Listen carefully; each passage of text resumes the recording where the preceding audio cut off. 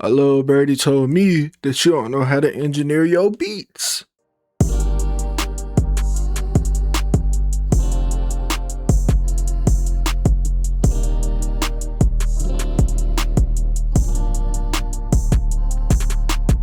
Alright, so yeah, bro, that's what it sounds like. And what we're gonna do, we're gonna engineer it. Okay, so what I wanna do is I want this to sound perfect. I want that low end to be controlled and I want the high end to be balanced with the low end. So I want that 808 to punch, but I want it to have its own pocket and not overdo the entire top end. Cause if the 808 rumbles too much and it's too muddy and it's overdoing the melody, then it's gonna overdo your vocals too. And that's what you don't want. We're gonna start with the 808. So what I want to do is I'm gonna put Saturn 2. It's a saturator plugin, and anything from about like I say 50 to 120 hertz. I want to saturate it. All this other stuff, definitely do not saturate the low end. Like from 40 hertz and below, do not saturate that, bro. That's the sub. You don't want to saturate that. You want to feel that. So right here, I'll put on a warm tape and saturate from 50 to about 120%. See how that sounds? That's too much, but just a little bit is enough.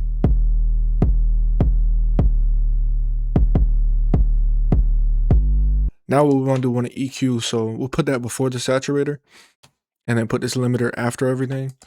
And then so the EQ, what I'm gonna do is I'm gonna do a little like tiny like narrow cut at about like 65 hertz, because this is what it sounds like.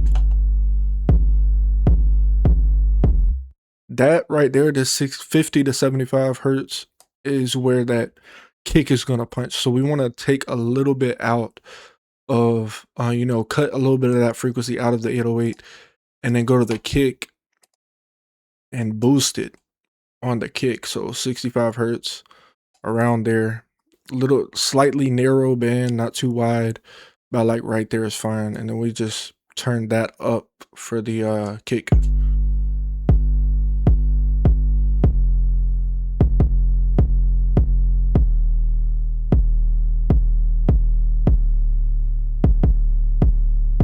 All I'm doing is shaping the 808, the low end, to hit and not, you know, overdo the entire mix. I know I said that like 40 times, but you get it, bro. You get it. So from about like 900 to 1,500 right here, I'm gonna do a little slight boost on the 808. It seems weird, but this does give your 808 a bit of a like harmonic to it. So and then so I have that, and then what I'm gonna do now is right here around this 200 300 hertz range, there might be some mud and I want to cut that off. Yeah, right there. I want to cut that little bitty like that like tin can sound. Like I don't know how to explain it, but we're gonna cut that pretty decently.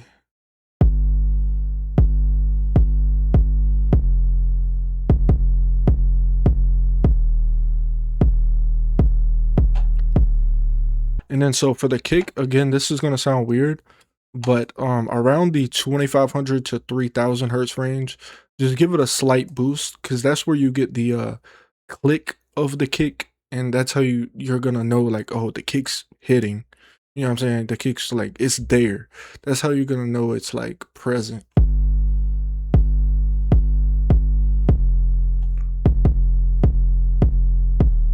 And then what I'll do, I'll turn the kick down a little bit, because when I'm mastering, once I get done with this, which is the mixing portion, when I master, I don't want that kick to hit the limiter and then get squashed. I want it to be fairly level with the 808 and other sounds. That way it doesn't get squashed during mastering.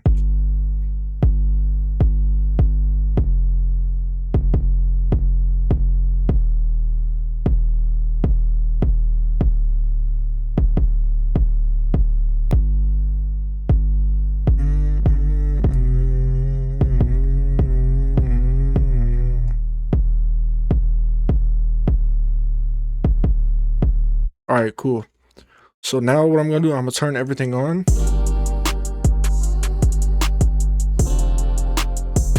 And then what I'm gonna do, I'm gonna take every sound other than the kick and the 808. I'm gonna bring it down a little bit.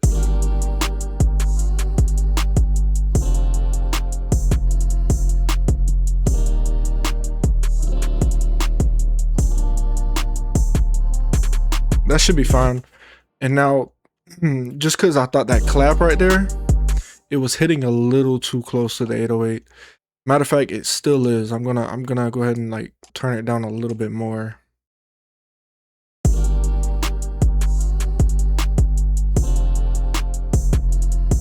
The reason why you want to make sure there's space between the loudness of the snare or the clap and the 808 is because your vocals, you want it to sit in that range. You don't want it to be quieter than the drums, but you do want it to be slightly quieter than the snare. So you have to leave room for the sounds to be coherent. And so now what I'm going to do, I'm going to take every sound and then so the loudest sound here is the kick. It hits the highest on the dB. So I'm going to highlight the kick and then highlight everything else with it and turn everything down based on the kick level. And if you look at the left right here at that 6, that's where you want it to peak, the loudest instrument, which is the kick.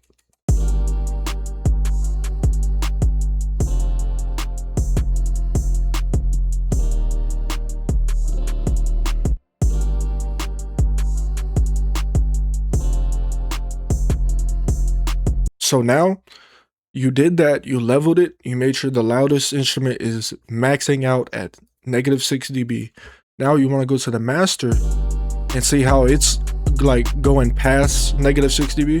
You want to turn that down from the master. And to make it easier, put a soft clipper on there. That way it's, you know what I'm saying? You know what I'm saying? It's flat. You know what I'm saying? If that makes sense.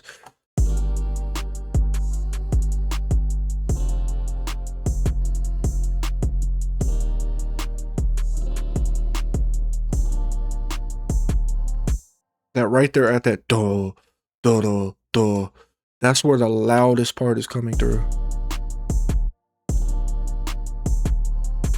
So we want it to make sure.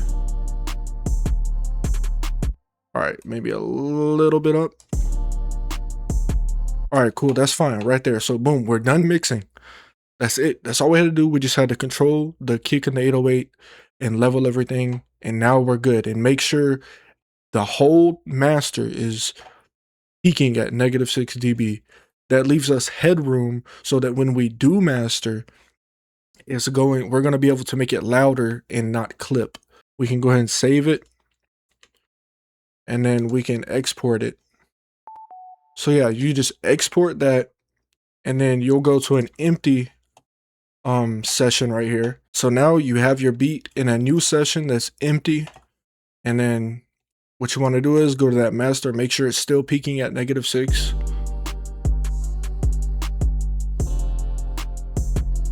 That's perfect.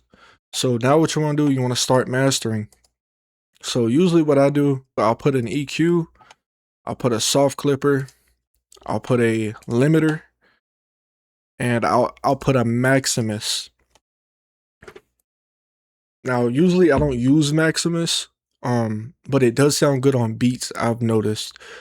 Don't do it when vocals are present. When vocals are present, just scope the vocals. Just scope it. But for beats, it does work very well. One thing I forgot to say though is before you export the mix, go ahead and put a patcher on the master channel for your mix, and then put a mid-side EQ and make sure everything from the side right here, you have everything under 120 hertz cut. So just like that right there. And that's just going to ensure that there is no mud in the low end. So I forgot to say that, but do that before you export. And so now I'm ready to go ahead and start on the master. So first things first, I'll do a 20 hertz, 18K hertz cut just to be safe. And then for Maximus, I just do clear master. And then on soft clipper, I do -1.1 threshold. That way it's not squashing it, but it is holding it to a limit. And then I'll turn this post all the way up, because when you get to this limiter, you want to make sure you're not using this like as much. Like if you need to use it, but you want it to be loud before you push it on the limiter, before you push the gain on the limiter. And so what I like to do transparent, and then look ahead will be 1 millisecond. Not really sure what it does, but it works for me. Attack around 130, release around 250. And then this channel link transient around like 10%, release around 50%. And then now you just play and see how it sounds. What you're looking for though is right here on this LUFS. You want to look for -8. That's usually the standard loudness for rap or hip hop, or like just, you know, mainstream stuff.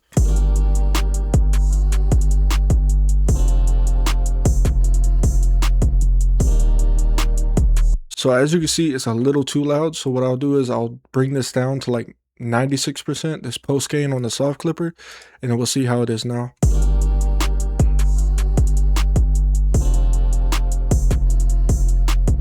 Okay, still hitting a little bit too loud. So we'll bring it down to like 93%. We'll see.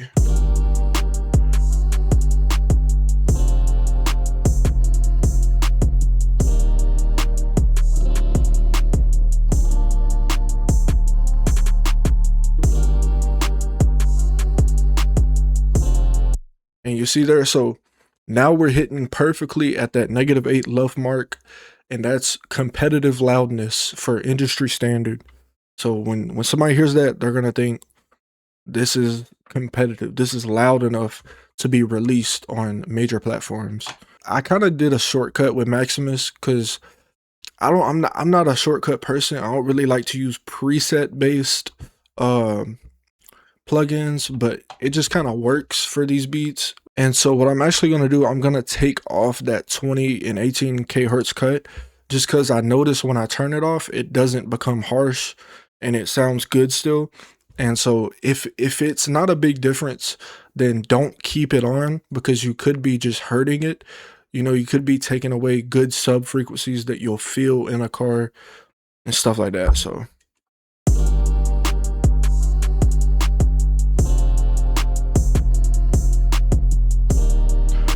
and so if you don't want to use Maximus, I recommend like Saturn 2, you know, doing some saturation there. Just make sure when you do it, you're like at least at the 50 hertz mark. Because anything under that, you don't want to saturate like the sub, like I said, just because it's gonna like make it weak and you're not gonna be able to feel that bass as good anymore.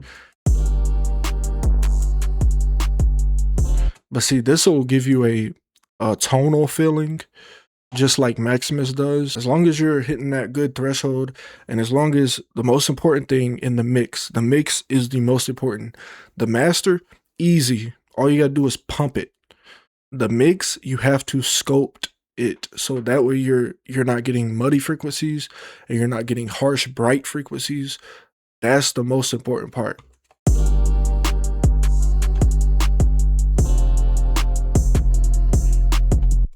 So what I'm gonna do is I'm gonna go ahead and export this, because if you didn't know, for some reason when you're inside the project, it sounds a little bit quieter than when you export it. I don't know why, but when you export it, it sounds how it's supposed to sound, like loud. So this is how it sounds exported.